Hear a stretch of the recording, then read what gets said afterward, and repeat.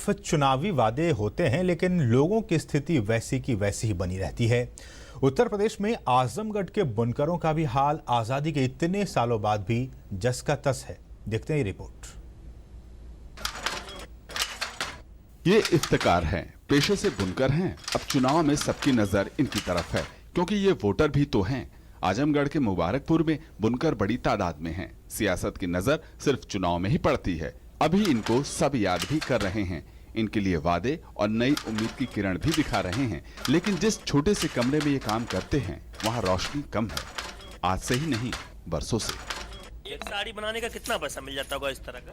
इसका कम से कम इसको 600-700 600-700 रुपए की साड़ी बनाने में 6-7 दिन लगते हैं। 7 दिन लग जाते हैं। 100 रुपए का औसत पड़ता है काम, सब कोई मिल के। एक साड़ी 7 दिन में बनती है और उसके लिए 600-700 रुपए मिलते हैं। पूरा परिवार सारा दिन लगा रहता है। ये कहानी सिर्फ इफ्तिकार और उनके परिवार की ही नहीं है। यहाँ बुनकरों की बदहाली की कहानी ऐसी ही है। 2 दिन में काम 35 रुपया करती हैं, हाँ, और उससे क्या होगा? और लड़के लोग बिनते हैं, हम बिनते हैं, कुछ बचता होता नहीं है। ऐसा नहीं कि ये बदहाली अभी आई है या इसी चुनाव में आई है। पहले हालात खराब होने शुरू हुए और अब बदतर हो गए हैं। बिचौलिए से बीच में उड़ा ले जा रहे हैं, बुनकरों तक कुछ नहीं आ रहा है। जैसे कि सबसे बड़ी योजना जो है ये सोसाइटी है कि हर बुनकर जो है एक ग्रुप बनाकर सरकार से लाभ हासिल करे, रजिस्ट्रेशन कराकर, जिसको कहा जाता है बुनकर सोसाइटी।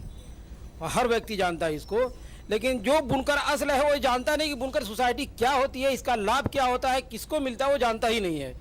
कभी मुबारकपुर की बनी साड़ी की चमक देश में ही नहीं, विदेशों में भी दिखाई देती थी। यहाँ हथकरघों की खटर पटर पहचान हुआ करती थी। अब हाथ का काम मशीनें भी करने लगी हैं। मेहनत ज्यादा है, दाम कम है। दाम मिलता है तो बिचौलियों को। क्षेत्र में भले ही अशिक्षा थी, लेकिन हर हाथ को काम था। काम तो आज भी है, लेकिन दाम नहीं है। पीढ़ी दर पीढ़ी बनारसी साड़ी बनाने का काम यहाँ मुबारकपुर में तमाम यहाँ पे जो घर है वहाँ होता रहा है।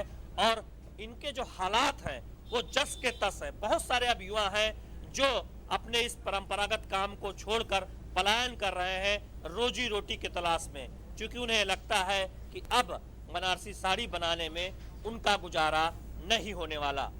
कैमरामैन दीपक गुप्ता के साथ शैलेंद्र मिश्र, डीडी न्यूज, मुबारकपुर, आजमगढ़।